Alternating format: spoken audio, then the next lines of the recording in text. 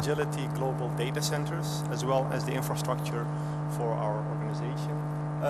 Probably you all know Agility Logistics from either the newspaper or from the last couple of years where we had a significant amount of growth.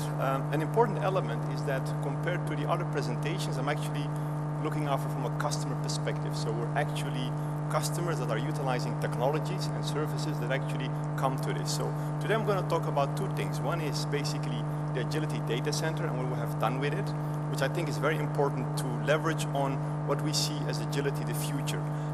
We are in a competitive market. Agility basically operates in the industry where the margins are very slim, right? To ship something to another country, anybody can do it. You just put it on a truck and it goes somewhere. The value is how you can actually add technology to differentiate yourself. Just to iterate a bit more on agility, right? Just high level so you understand the numbers, and this also will help us give an insight in terms of how our organization has evolved. Essentially, we're operating in over 100 countries. We have over 500 offices globally and pretty much around 25,000 users that we serve. The footprint basically is shown here. Head office Kuwait, where we do our operations. We have various centers which we basically call regional head offices, and also in those regional head offices we have data centers. So I'll get to that in a bit, but this gives you a bit insight on what we're trying to cover with a global data center. An understanding in terms of why we need technology and how we can make that more efficient. And an idea, we offer logistics solutions. So in our organization today, we have approximately 1.6 million square meters of warehousing to manage. That doesn't go manually, that all needs to be automated to allow efficiencies. And I think to leverage on technology to manage a significant amount of footprint really needs innovation and also, in a way, technology to help leverage that. I'll get to the details, and probably with today's presentation, I hope you'll take away a few elements that allows you in your organization to take this further on in your department. We offer a lot of technology service, right? I'm not going to go through it, but if you look at what Agility does, we not only offer IT, email, usual products for finance, HR, we also have deliveries on the production side. If a customer calls us to ship, we have to respond immediately. If we wait another minute or two, the customer will move somewhere else. And then we lose that customer forever. He will never think of agility again. Now that mindset has driven in our DNA, right, as an organization to actually provide excellence in services. Some highlights here, basically you can see we do from ocean forwarding, shipping, we do custom brokerage, we do inventory management, up all the way to distribution management, 3PL, right? We do a lot of these elements from a service perspective. Now, but how do we actually come to customers, right? I mean, we have our own customers. We are customers of, for example, as you can see, the main sponsor, Microsoft, GBM, Cisco. We have a lot of interaction with them. We work closely with those partners in the last 15 years. We continue to work moving forward with our partners. But essentially, we have a lot of the elements that actually drive to listen to understand what our challenges are, our customers' challenges. Because at the end of the day, we're looking at how we can serve our customers. I want to go back a bit in terms of agility and the history taken. We were established in 1997 with Mr. Tariq Sultan. Basically, after that, we had enormous growth when it comes to the Middle East emerging market. We saw a lot of the business opportunities come in the last 10 years. When we established basically Agility as a brand in 2006-07, we moved off from a relatively small Middle East Kuwait company overnight to a large corporation, a large organization that comes with its challenges.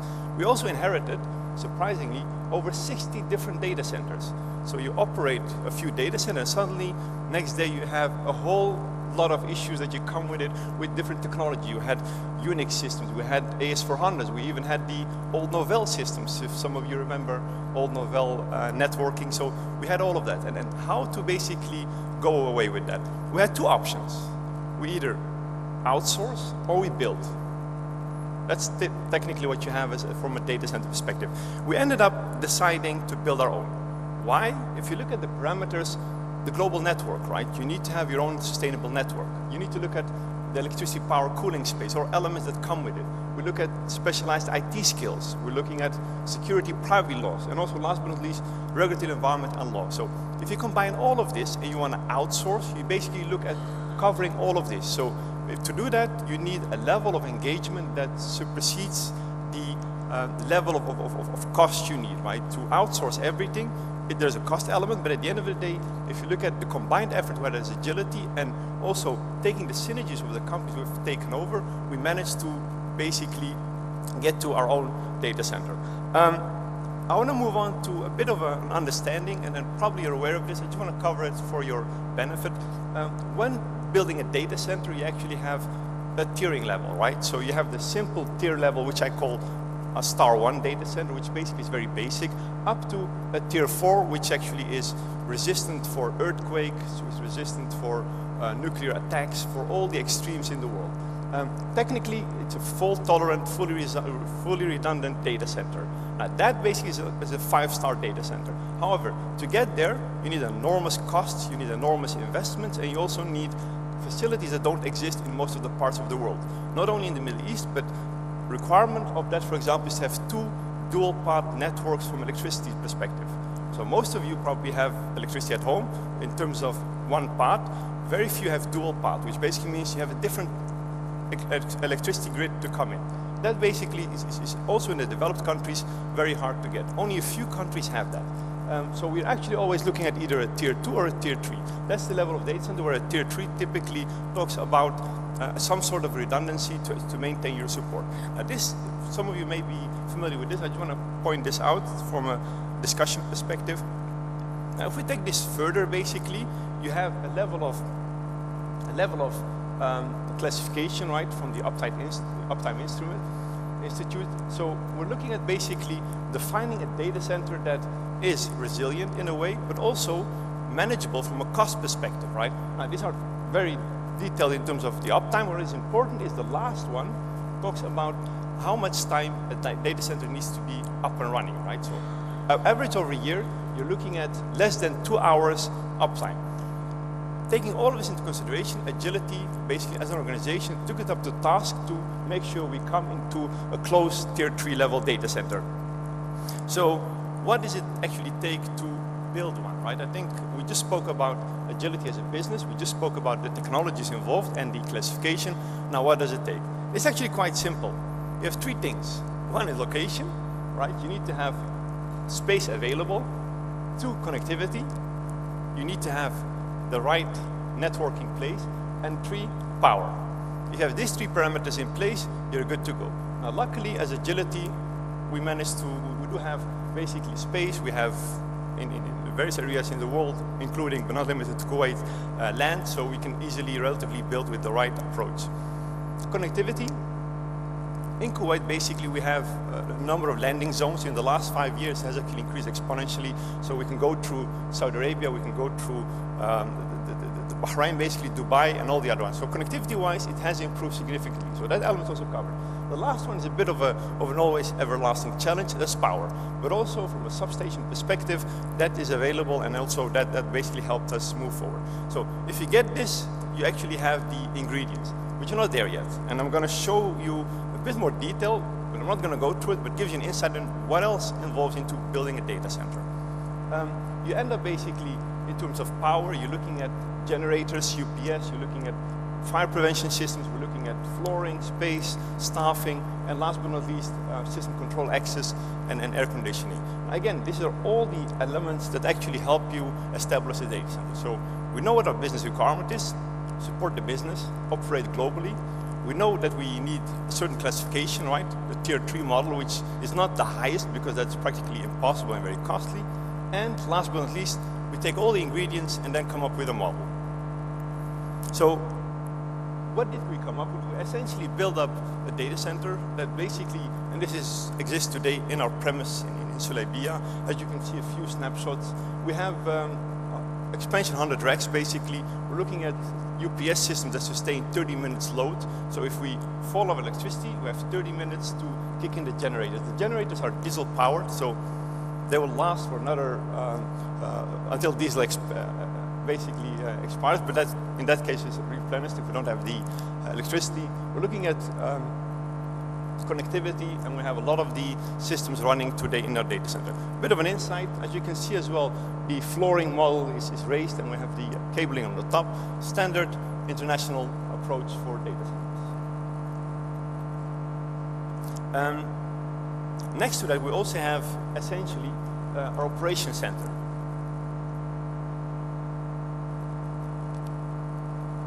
Our operation center, is effectively 24/7, 365. This is our actual operation center. You can see the team there. There's actually live shots from a few days ago operating. It's full manned, 24/7. We have 3 shifts running, 24 people around the clock, including the holidays, the Eids, the New Year's, to maintain our operations. Why?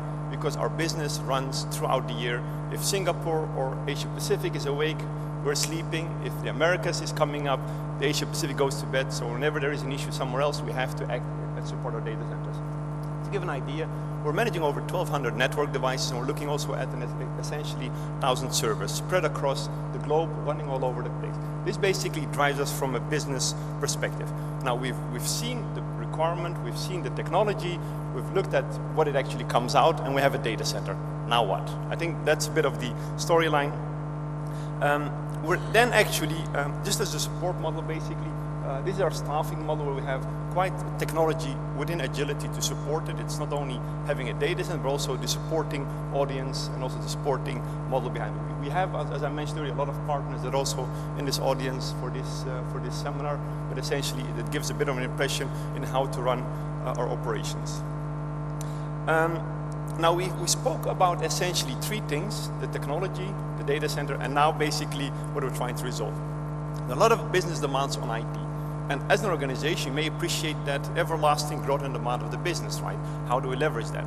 Everlasting, fast-changing environments. We have technology changing every day. Today, tomorrow, it's a new technology. Today, it's iPads. Maybe tomorrow it's going to be wearable phones, right, on your wrist. So that basically is something that we call, in a way, the everlasting, fast-changing elements. Another point, basically, is also security. Very high level. It's one of the key elements for the future. Security is essential.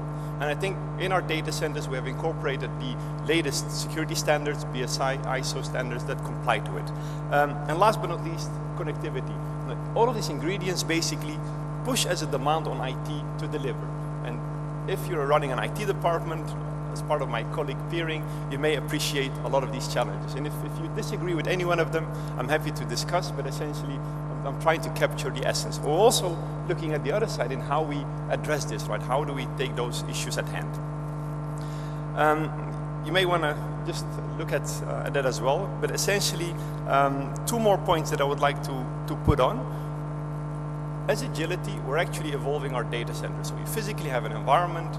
My colleague previously spoke about the cloud solutions, how it's going to be provisioned easily. The colleague before me spoke about strategy and how governments actually aim at that and how they look at it. If you combine basically the government requirements, you combine the vendor or the partners basically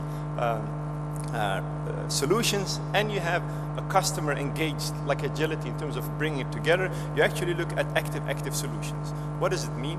Technically, you would have data centers all over the globe, but wherever you run your application, it doesn't really matter. You don't really care as long as it runs. That's an element. Another point basically is to look at the continuous focus on cost savings. Cost savings is driving our business, and unfortunately, we're a private company. We have to adhere to our shareholders. At the end of the year, they want to see the right balances, so it's either improving the profit, which is quite difficult, or managing the cost, right? That's from a technology, IT perspective, differently than running a business. Having said that, we're also looking at efficiencies I spoke about, and also appreciating the fact that as an organization, we have a lot of the challenges with it. Moving on, we're looking at converged infrastructure. Everything comes together. Converged actually means that whether it's an iPad, whether it's a mobile device, everything comes in, whether it's your, figuratively speaking, your delivery system, it all comes in as a converged structure. And essentially, we get into a level which, from an agility customer evolving perspective, a service-oriented data center. So in a normal approach, and I think my colleague from Microsoft also highlighted that, you control what you need and you pay for what you actually expect and what you get. What does it mean? It's driven by the business demand. If the customer wants it, it asks us and we deliver. And that's essentially what we're looking for. So how do we actually get to this? And that's my last slide, just to give you an idea in terms of how agility as an organization looks at this. We're looking at three main parts, right? One is the mobility. I think we all know about mobility. So what does it mean? If we talk about mobility, security, and big data, big three trends that are coming up. So to translate that into business terms, right? First one is increased productivity. If you need to leverage on technology, you have to manage productivity. How to do that is to look at business processes, transformation, and also project management. I think my colleague at the beginning also mentioned about transformation. It's essential to transform the business into an innovation manner to bring value. I think that's essentially what drives agility strategy as well. The second point is security. Nothing can be secure. If somebody comes and tells you it's a secure system, it's very hard to believe, because security is something that is ahead of the game, right? So we're always running behind the hackers, behind the whoever is there to protect ourselves. There is no foolproof system, unfortunately. So what do we do there? We improve our systems. We're trying to manage the process as well. A lot of the security threats are actually internal, not external, right? So we also need to manage the internal components as well. Combined, you have the security pillar. Last but not least is big data. Big data is a term as well that is a bit in the air, right? It's a concept, but for agility, in terms of how that translates in terms of big data, we're looking at huge volumes. I just showed a slide earlier with roughly 1 petabyte of data. That's enormous, right? That's really enormous levels of data, and how to manage that. We have a lot of information that we've kept from our customers, from operations, from our warehousing systems, from our logistics, how to manage that to make sure that that information becomes available to our business so they can make the right decisions. That basically is big data, and that's an evolving strategy we're looking at the moment. How and what that will come out, and as you can see, with growth, consolidation, data analysis, the future will tell. And we're working closely with our partners to see how we can leverage on that technology. These 3 points basically are coming up, and as I would say, as a colleague in the IT industry, and what I would like you to take away is that security, mobility, and big data are elements to look into your agenda for the next 3 years. What also is important is to continue evolve on the costs, right? I said it earlier, we're a private business, and as a business we need to evolve to make sure that the expenses we have on IT do not exceed our targets. I think that's an element that we're looking at. And the last point basically is cloud architectures. We're looking at cloud as agility. We have cloud systems in place, but as a holistic approach to apply everything on the cloud, that's a step away. Maybe in the next 5 to 10 years, everything will be cloud. And I think the one statement I really like that I heard not long ago is that the best data center is not owned by you, which basically means that you don't need to worry about data centers. You let that over to the experts. And having said that, I'll come to my last statement, basically, is that the demand for managed services, right, managed service, and also allowing the technology, and in this case, the infrastructure leverage on data centers as cloud solutions is going to be evolving more and more. So you don't need to buy hardware, no more buying of servers, you let that over to the experts who actually manage and maintain it. And for you, you have only focusing on the application side and the business side. So we're shifting away from our mindset from serving, IT as technology, running behind our own, I would say, our own goals in terms of how we can serve the business. Now, I've kept talking about business, but from your perspective, from a government perspective, it may be the public sector, it may be your own internal customers, but at the end of the day, we're here to serve our business. We're here to basically leverage on it. We're not, in essence, avoiding the challenges of IT that I've shared with you in terms of cost, in terms of resources. That's also quite a challenge in most of the countries. And last but not least, in terms of how we see the future coming up. I've summarized in I hope less than 20 minutes the essence of how agility perceives the data center we have built and the challenge ahead of us. I would like to thank you for a short and brief presentation. I think, and if there are any questions, I'm happy to address. Alternatively, we have also a questionnaire that we, as Agility, would like to send out to the team. It's available at our booth or at the beginning. Please fill it in. We would like your opinion and view on data centers, how you evolve that, and we can take it up in our internal study. One of the challenges I face basically is to get the right information to help move forward. And as a customer, also would like to hear from you when I'm standing at the booth on the experience on data centers and how you, as an organization, evolve into that. I'm happy to hear.